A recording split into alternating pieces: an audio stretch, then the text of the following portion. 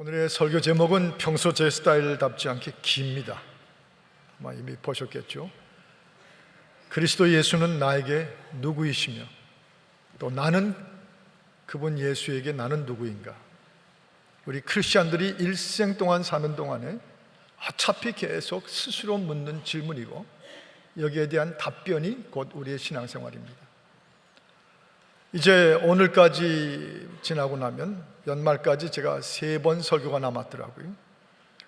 그래서 어떤 설교들을 성도들에게 거의 라스트 스테이지에서 전할까 하는 생각을 하다가 오늘은 십자가에 대한 설교를 정하게 되었습니다. 여러분, 우리 인생에서 알아보는 것과 못 알아보는 것이 우리 삶에 큰 영향을 끼치게 되어 있습니다. 알아본다는 것 참 유익한 것이에요. 이번에 성지순례 갔다가 이스라엘 쪽으로 넘어와 가지고 성지순례 가이드를 한 분 만났는데 히브리 유니버시티에서 그 고고학과 세미릭 랭귀지를 전공하신 분인데 그 배경과 달리 키를 보니까 저희보다 한 머리 하나나 두 개 더 커요. 그리고는 처음부터 약간 이렇게 가벼운 농찌거리 비슷한 얘기가 좀 처음에 몇 번 나오고 뭐 안 해도 될 말들이 이렇게 나와가지고 처음엔 제가 너무 그분을 못 알아봤습니다. 못 알아줬습니다. 야, 이 가이드 이번에 잘못 만난 게 아닌가. 그런데 4박 5일 그 다음에 쭉 이스라엘 전체를 다니면서 전 완전히 놀라게 자빠졌어요. 자빠지진 않았지만 하여튼 얼마나 충격을 받았는지 그 랭귀지의 깊이, 그 고고하게 해박한 그 설명들, 그리고 거기에 붙이는 그 복음적인 스피릿. 와, 지금까지 제가 4번을 이스라엘 성지순례 하는 중간에 이번이 최고의 매듭이 됐구나. 한 가지, 제가 그분을 못 알아뵌 거예요. 그분을 못 알았다가 나중에 그분을 알게 된 거죠. 참 중요한 사실이었어요. 지금 김한효 목사님이 제가 있던 볼티모어 베델교회 부흥회 인도 중에 계십니다. 어젯밤에 제 처제가 거기 다 집회 끝나고 저한테 전화가 왔어요. 제 아내한테. 형부, 언니, 정말 형분의 그 교회 후임 목사님 기가 막혀. 온 교회가 난리가 났어. 그 말씀 앞에. 그래서 제가 그랬죠. 알았지 이제. 얼마나 대단한 프리처인데. 그리고 주일 설교처럼 시간이 제한되어 있을 땐 더 몰라. 오히려 수요일 날 저녁에 와 보시면 1시간이 넘게 충분한 시간을 가지고 말씀을 전하는데 이루 말할 수가 없어. 내가 우리 김한효 목사님의 빅팬이 됐어. 그랬더니 제 처제가 웃으면서 난 또 전임자가 후임자 팬이 됐다는 소리는 처음 들어본다 이제. 그러면서 You should know what I mean.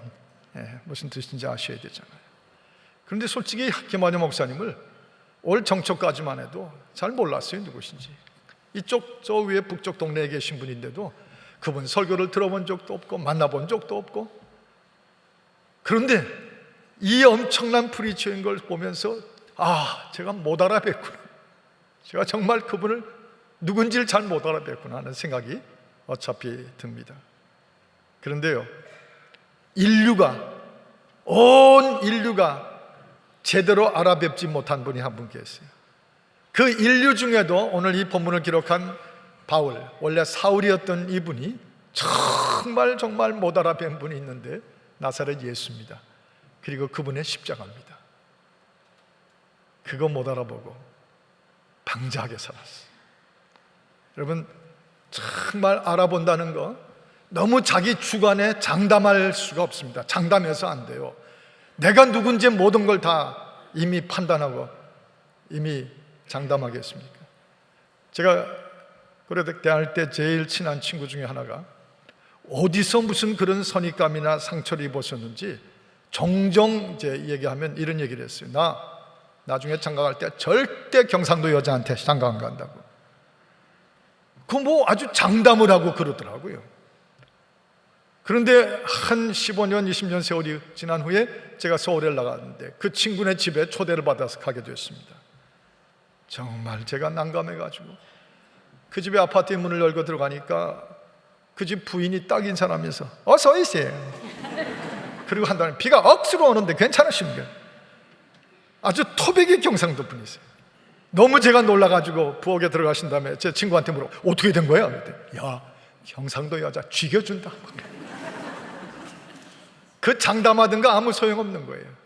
내가 진정 갖게 된 못 알아본 거하고 알아본 거 차이가 이렇게 클 수 있는데, 하물며 여러분, 사울에게 있어서 그 예수와 그분을 아예 싫었어요. 아예 알아보기도 조차 싫었는데 이제 이 예수를 알고 보니 I come to know who he is. I come to believe. 그분이 누군지 알게 되고 그분이 누군지를 믿게 되니까 오늘 이 본문 구절 같은 엄청난 구절이 쏟아져 나옵니다. 내가 우리 주 그리스도 예수의 십자가 외에는 결코 자랑할 것이 없나니.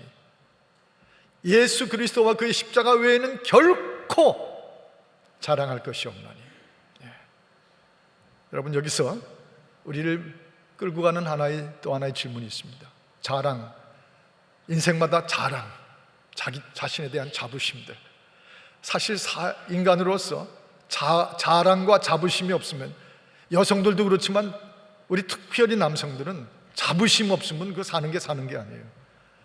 그런데 오늘 이 바울이 쓴 자랑이라는, boasting 한다는 이 단어를 두고 이런 질문이 나옵니다. 무엇이 과연 자랑인가? 자랑은 어떤 게 진정한 자랑인가? 그 생각할 수밖에 없게 만들어요. 왜 하도 강렬하게 십자가 외에는 자랑할 것이 없나니? 왜 이렇게 강조할까요? 십자가 외에는 자랑할 것이 없다는 말을 왜 이렇게까지 강하게 강조해야 됐을까? 이것은 일종의 바울의 양심선언입니다. 바울 사도가 갖는 양심선언이에요.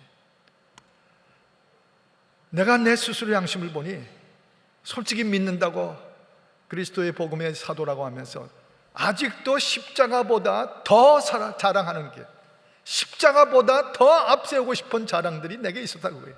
십자가 그것보다 늘 더 자랑하고 싶은 것들이 있었다, 그 말이죠. 바울이 솔직히 고백한 거 있잖아요. 빌립보서 3장 같은 데 보면 8일 만에 할례를 받았고, 이스라엘 중에 베냐민 지파에 누가 어디서 대학을 나왔고, 그게 다 보니까 바울 생각이, 이게 양심 선언을 하지 않고는 도저히 그리스도는 나에게 누구이며 나는 그리스도에게 누구인가를 대답할 수가 없다는 거예요. 확 자기 속에 있는 대로 양심 선언을 터뜨린 것입니다. 물론 믿기 전에 예수 못 알아봤어요. 십자가, 아예 나사렛에서 온 그 사람이 십자가에 죽었다는 거 처형된 십자가로 알았을 뿐이에요. 그래서 예수를 자랑할 수 없었던 건 차라리 어떤 면에서는 이해가 됩니다. 그런데 what about 예수 믿고 나서 예수 그리스도의 그 복음에 젖어서 그분의 복음을 들고 다니는 사도가 된 후에, 믿은 후에 아직도 있더라는 거예요. 예수 그리스도를, 십자가를 자랑하는 것 말고 내게 또 다른 한 주머니 차고 있더라는 것입니다. 그것보다 더 내 스스로 나도 모르게 은근히 사람들 앞에 십자가 말고 더 자랑하고 싶어하는 것들을 갈피에 끼어 있더라는 것이죠. 이게 보통 고통이 아니게 바울을 찔렀어요. 그래서 여기 일종의 양심 선언이 확 터져 나온 것입니다. 믿기 전이나 또 여러분과 저처럼 믿은 후에나 무슨 자랑이 더 남아 있습니까? 십자가 말고, 십자가 외에. 산호제에 올라가서 한 20년 전에 부흥회할 때, 그때 한번 듣고 보았던 얘기는 일생 잊어버리지 못합니다. 어느 목사님이신데 명함을 들고 다니시면서 명함을 주시는데, 그 명함의 경력 중에 참 묘한 경력이 거기 들어가 있는 거예요. 뭐가 들어가 있냐면 이거 적다가 40일 금식 기도 2회가 들어가 있어요. 나 그런 게 경력에 적혀야 되는지 모르겠어요. 그거야 자기하고 하나님 사이에 하는 거지, 그게 왜 거기 적혀 있어야 돼? 심지어는 십자가, 그리스도 십자가 그분 외에 그 명함에다 그걸 적고 싶었던 거예요. 여러분요, 이 바울이 사실은 여기서 이 circumcision이라고 하는 할례, 그 당시 주이시 유대인들은 물론이거니와 교회 안에 복음을 듣고 들어와서 크리스천이 된 유대인 중에도 여전히 할례 받지 않으면 구원도 없는 것처럼 그렇게 거기다가 자기들의 그 아이덴티티를 붙이고 자부하는 사람들이 있었어요. 할례. 마치 그리스도의 복음으로 영적인 할례를 받은 것 말고도 몸으로 할례를 받아야만 구원받는 것처럼 거기다가 모든 목숨을 걸고 자부심을 건 사람들이 십자가보다도 오히려 그 유대인의 전통을 더 자랑하려는 것이 있었습니다. 바울이 그걸 설명하고 그렇지 않다고 설명했는데도 여전히 그래요. 오늘 이 갈라디아서 6장 그 전반부에 보면, 그러니까 아예 한국말로 표현하면 바울이 정내미가 떨어진 거예요. 참 지독하다. 아예 정내미가 떨어진 것 같아요. 그러다가 여기 이 양심선을 보면 아마 바울은 이렇게 생각해요. 그럼 what about me? 나는 그럼 어떤가? 어떤 의미에서 그들보다 내가 더하지 않는가? 그들보다 내가 더하지 않았는가? 십자가 외에 내가 어느 대학을 나왔고 내가 어느 가문 출신이고 너도 빤히 명함에다 그런 거 찍어가지고 다닌 너 아니냐?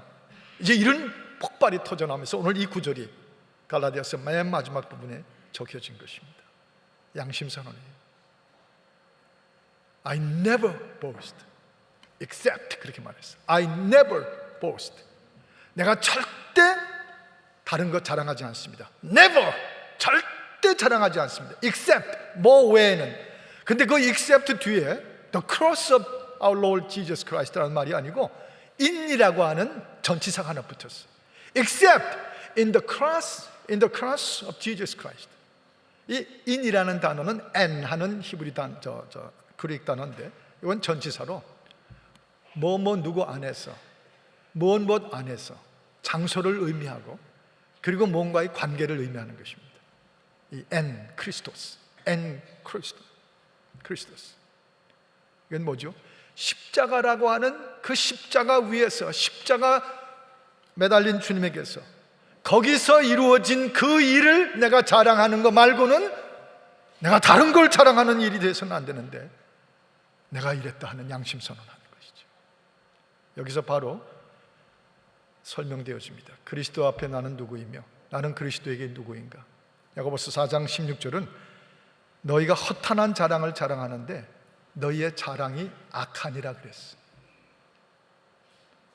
십자가 옆에 놓고 내가 자랑 아직도 붙이고 사는 거, 그걸 가리켜 악하니라, 즉 죄니라.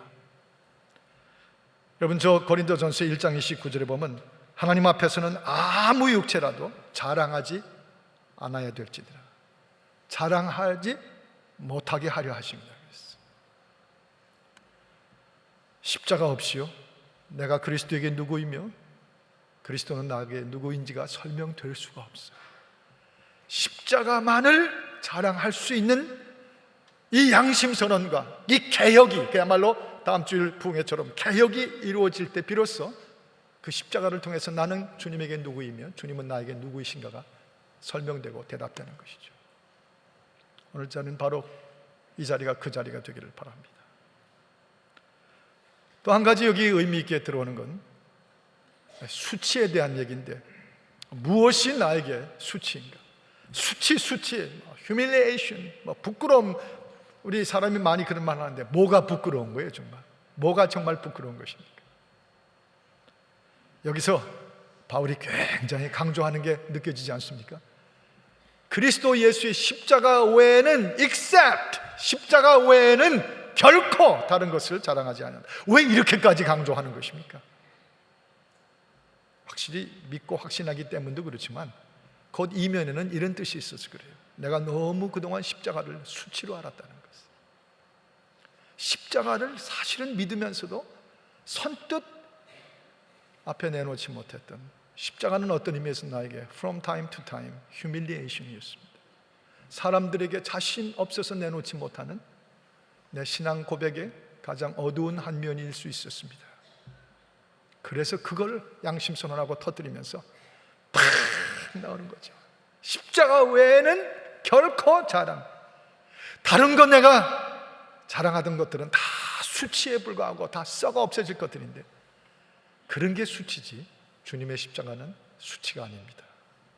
네. 저 종종 한두 번 그런 생각을 해봤습니다. 이제 그 TV 같은 데 보면 또 수술실에 직접 여러분 이제 보시면 아시겠지만 그 의사들과 간호사들과 그들이 이제 수술실 안에서 수술을 하잖아요. 이제 환자를 눕혀놓고 그런데 그 수술실 광경을 TV 같은 데 나오거나 이렇게 보면 멋지고 음악이 흐르고 고상한 그런 데가 아니에요. 우리 생각 바꿔야 돼요. 그 수술실에서는 막 피가 튀어요. 이게 의사들 여러분 계시지만 막 피가 튀어가지고 범벅이 될 수가 있죠. 팍 튀면 간호사 의사 할 것 없이 모자 쓴 데까지 튀고 안경을 닦아야 되고 핏자국을, 그 다음에 막 그 어떤 때는 뼈를 톱으로 썰고, 그리고 이거 눌러 이거 눌러 그래서 소리가 막 비명소리가 나고 그걸 확 누르고 뭐 난리가 나죠. 그게 수술실이더라고요. 그런데 그렇게 하는 수술이 뭘 고쳐요? 육신을 고치는 거예요. 그렇게 하는 수술은 육신을 고치는 거예요. 그런데 그 수술을 마치고 걸어 나오시는 의사들 가족들이 붙잡고 그 가운에 막 피가 튀기고 막 고름이 튀기고, 그래서 하고 멀리 하려고 그럽니까? 아니죠. 당장 그 의사들한테 달려가가지고 어떻게 됐습니까? 수술 잘 됐습니까? 살아나겠습니까? 오히려 그 의사들을 바라보는 눈길이요, 존경해요. 영광스럽게 바라봐요. 왜요? 살려냈기 때문에. 살려내는 사람들이기 때문에. 그런데 십자가는 어떻습니까? 십자가에도 피 범벅이 막 못이 막 박혀지고 피가 뿜어져 나오고, 창으로 로마 군인들이 찔렀을 때 그 심장이 터지면서 팍 피가 터져 나오고, 비명소리, 뼈를 꺾는 소리, 그게 십자가예요. 깨끗하고 멋있고 고상한 십자가 그럴 때 부를 때 우리 로맨틱한 그런 게 아니에요. 십자가 피가 튀고 지저분하고 끔찍한 곳이에요. 그런데 그 십자가에서 하나님의 수술이, 그리고 그 수술대 앞에 여러분과 저를 위해서 누우신 예수 그리스도, 달리신 그분, 누굴 고치려고? 무엇을? 육신의 수술실이 아니라 우리의 영혼을 살려내는 수술실이에요. 십자가는 하나님께서 우리를 살리신 수술실이었어요. 그 수술을 마치신 우리 하나님 앞에 지저분해서 가까이 못 갑니까? 아니요, 영광과 능력이죠. 날 살리신 당신의 독생자의 십자가, 더 이상 지저분하고 볼품이 없고 고상하지 않아서 그래서 이 지성인들에게 수치입니까? 집어치세요. 그런 소리 그만두세요. 육체 하나 살리는 의사들에게도 피가 튀었는데도 존경하는 우리들이 사도 바울이 깨닫는 것은 뭡니까? 십자가, 내 영혼 살리신 수술실. 그건 수치가 아니라 영광이에요. 저 고린도전서 1장 18절의 말씀처럼 십자가의 도가 멸망하는 자들에게는 미련한 것이지만 구원받는 우리에게는 하나님의 능력이기 때문에 이것은 영광입니다. 이것은 영광입니다. 그래서 수치인 것과 그 너무 이게 수치라고 장담하지 마세요. 그 수치라고 여겼던 게 나중엔 그거 없이는 우리가 못 살 수 있는 것이 될 수가 있어요. 여담이지만 제가 지난번에 누님 장례식 가느라고 애틀란타에 내려서 거기서 비행기를 트랜스퍼 해가지고 워싱턴 DC로 날아가게 됐습니다. 그런데 가자마자 장례식이 환송예배가 있기 때문에 제가 아예 누님을 위해서 장례식에 참석하면서 집에서 까만 넥타이를 매는데 벌써 그때부터 눈물이 나더라고요. 그리고는 가방을 조그만 걸 꾸렸어요. 요만한 거. 왜냐하면 짐을 붙일 수가 없어요. 내리자마자 곧 뛰어가야 되기 때문에.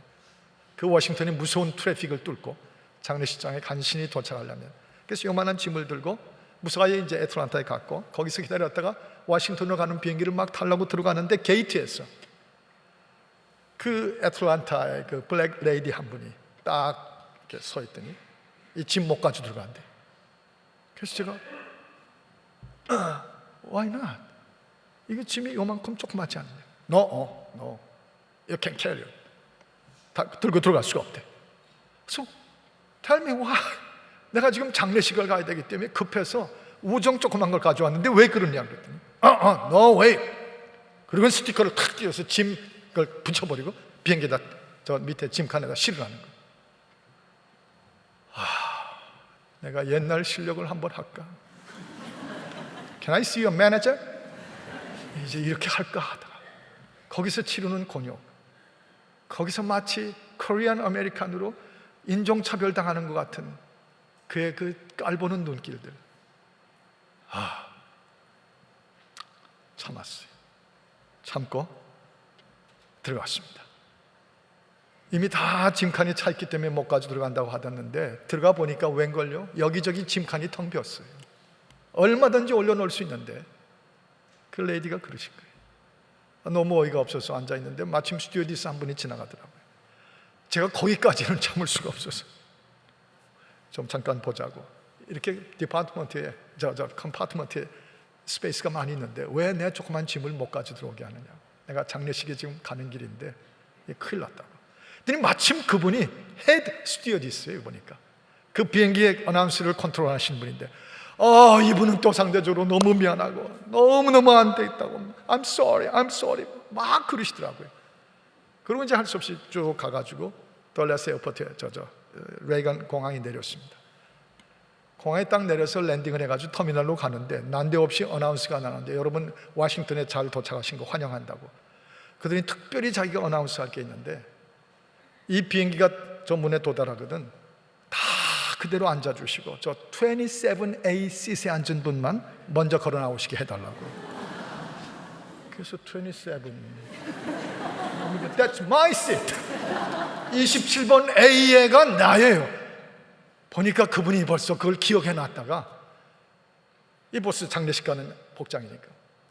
그래서 이게 믿어도 될까 하는데 문이 딱 열린 다음에 또 한 번 어나운스가 27A 제너맨이 나갈 때까지 Please keep seat. 가방 들고 그 가운데로 나가가지고 다 백인들이 앉아있는데 무슨 아메리칸 영웅처럼 그 안에 한 사람도 일어나질 않더라고요. 다 앉아있어요. 비즈니스 클래스까지 그대로 앉아있어요.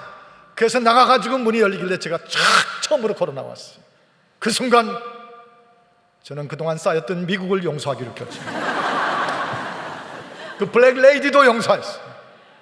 그 수치처럼 짐도 못 가지고 들어가는 그 수치, 그 어려움이 장담할 필요가 없더라고요. 기다리니까 그게 영광으로 그렇게 변하는 걸 봤어요. 정말 무슨 히로처럼.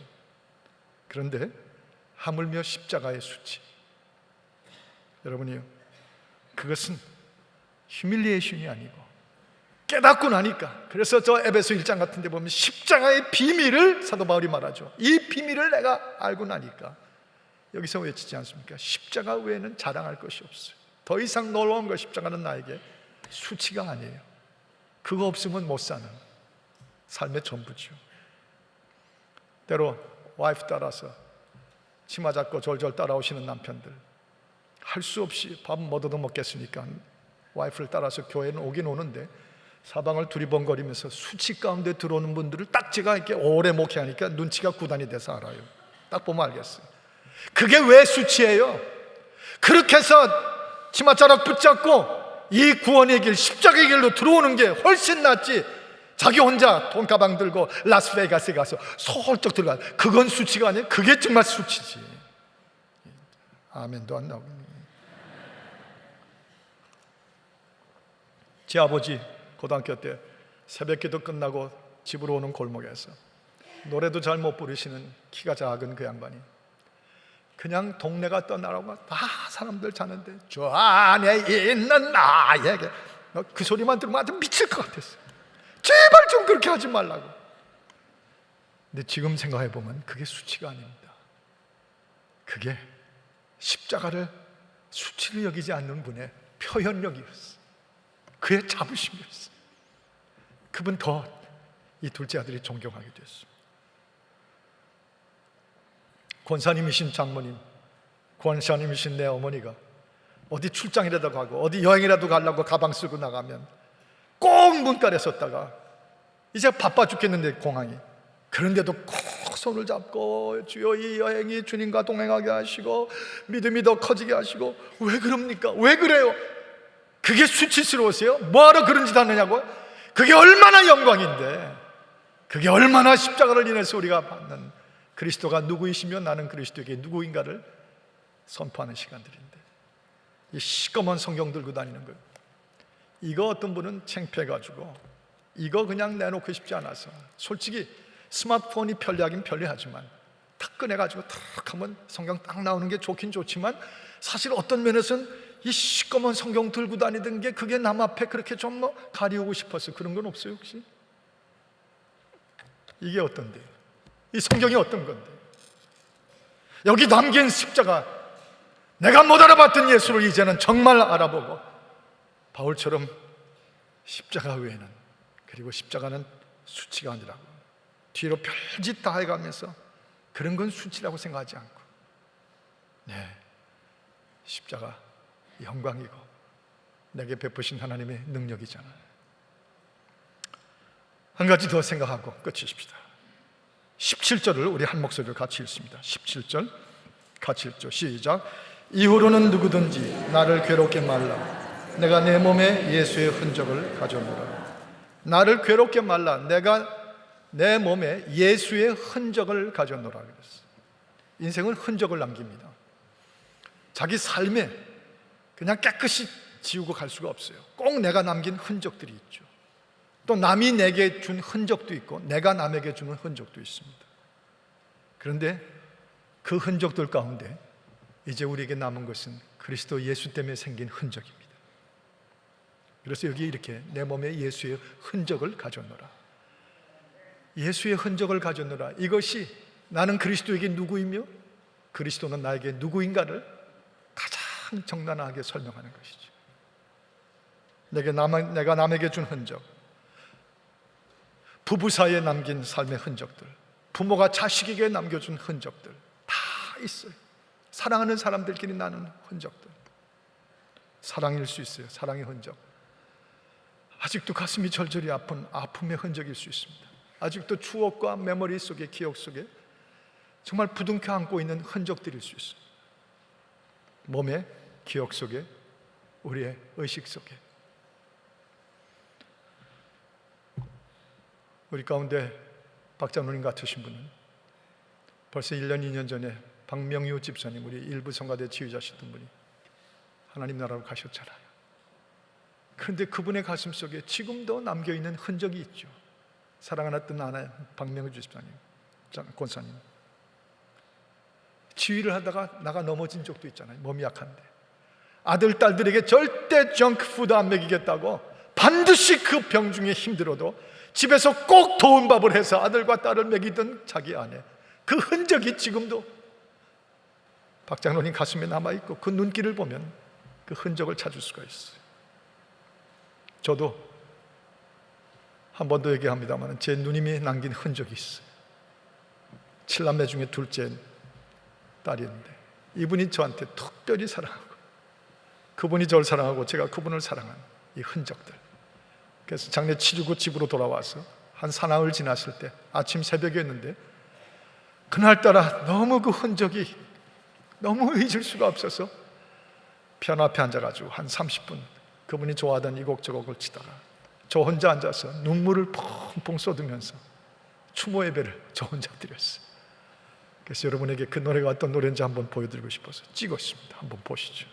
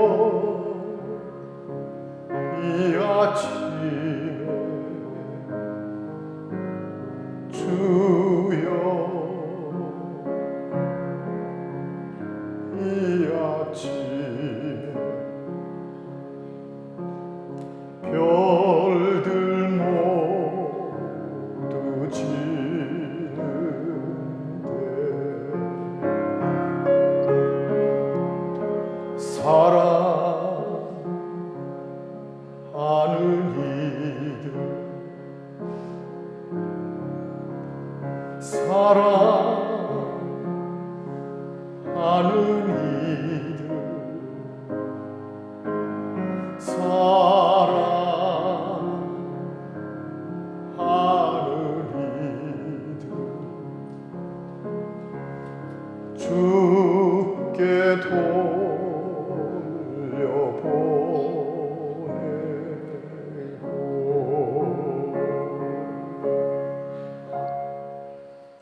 가슴에 남긴 흔적들이 있습니다. 지금 이 설교를 들으면서도 저 강둑에서 호련히 떠나신 어머니를 그리워하며 한 아들의 가슴에 그 사랑의 흔적이 남아서 울고 계실지 몰라요. 불과 3, 4년 전에 사랑하는 그 둘째 아들을 저 고속도로에서 잃어버린 한 어머니 권사님이 지금도 밤잠을 잡지 못하며 그 사랑과 아픔의 흔적이 있었어요. 그런데 우리가 피차에 남긴 이 흔적만 가지고 되겠습니까? 주님의 십자가가 우리에게 남긴 흔적, 그것이 우리의 몸의 흔적이 됐어요. 우리의 마음의 아픔의 흔적이 됐어요. 감사와 사랑의 흔적이 됐습니다. 바울은 바로 그 흔적을 말하는 거예요. 십자가 때문에 내가 받은 흔적, 그것은 상처의 흔적이고 고난의 흔적이고 찢김의 흔적이고 매맞음의 흔적이에요. 고린도후서 11장 24절에 보면 39개씩 5번의 매를 맞았다고까지 기록이 되어 있어요. 주님 때문에, 그리스도 때문에 맞고 쓰러지고 파손되고 눈물을 흘렸던 그게 뭐예요? 스티그마예요. 이 그리고로 말하면 스티그마라는 말은 흔적이라는 말도 되지만 다른 말로 바꾸면 흉터라는 말도 돼요. 매 맞고 비로소 새살이 나와서 흉터가 된 거죠. 그 흉터가 저와 여러분에게는 흔적이고 동시에 훈장입니다. 내가 그리스도에게 누구이며 그리스도는 나에게 누구신가? 여기 앉아 계시지만 우리 박 집사님, 박 장로님, 저 성지를 터키를 향해서 가는데 장장 13시간을 날아가는 중에 바로 박 장로님 네 분이 제 뒤에 앉으셨어요. 그런데 바로 앞에 앉아있는 저와 제 아내의 귀에 계속 누구하고 대화를 하시냐면 바로 그 옆에 터키 사람 한 분이 앉아 계신데, 제가 이렇게 가만 보니까 그 내내 대화하는 걸 들었는데 그 터키 사람은 제가 보기에 한 5마디나 6마디 정도의 영어만 아시는 것 같아요. 그런데 그분을 붙잡고 3시간이 넘게 대화하는 거 있죠. 그것도 신기한 재주예요. 어떻게 그 5, 6마디를 가지고 밤새 대화를 하는데 가만히 들어보니까 교회가 무엇이며 그리스도가 나에게 무엇을 해주었으며 예수가 누군지를 거의 6마디, 5마디 알아듣는 분에게 어떻게 얘기를 해주려고 계속 들려오는 그 얘기를 듣다가 제가 앞에서 눈물이 고이기 시작했어요. 이런 마음과 함께 너는 저렇게 한 이방인에게 예수의 십자가를 전하려고 하룻밤 지새운 흔적이 있느냐? 하룻밤이라도 지새워본 흔적이 있느냐? 그거죠.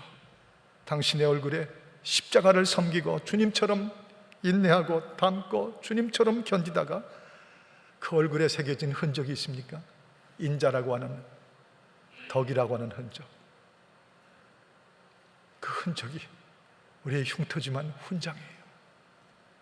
당신의 수표책에 주님을 위해서, 십자가를 위해서, 민족을 위해서 쓰신 수표책에 기록이 있습니까? 11조를 바치며 그 어려운 살림에도 주님 앞에 내 삶을 십자가를 위해서 한 그 11조의 기록들이 수표책에 흔적이 되어 있나요?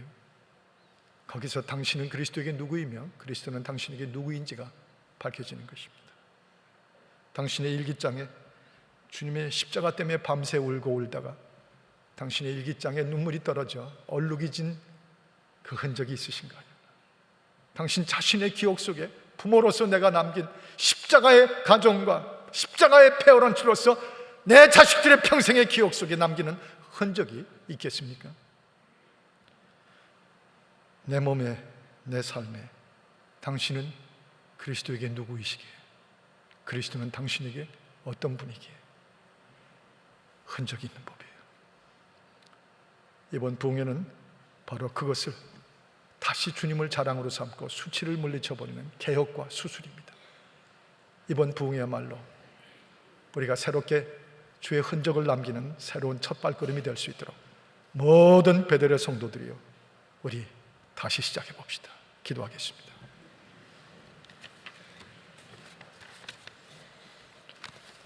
하나님 아버지, 뭘 자랑했고 뭘 부끄러워했으며 어떤 삶의 흔적을 내가 그리스도 앞에서 남겼습니까? 내 몸에 예수의 흔적이 남았노라 하시던 바울의 그 깊은 의미를 오늘 이번 부흥회를 통해서 주여 철저하도록 다시 돌아서게 하여 주옵소서. 예수 그리스도 이름으로 기도합니다. 아멘.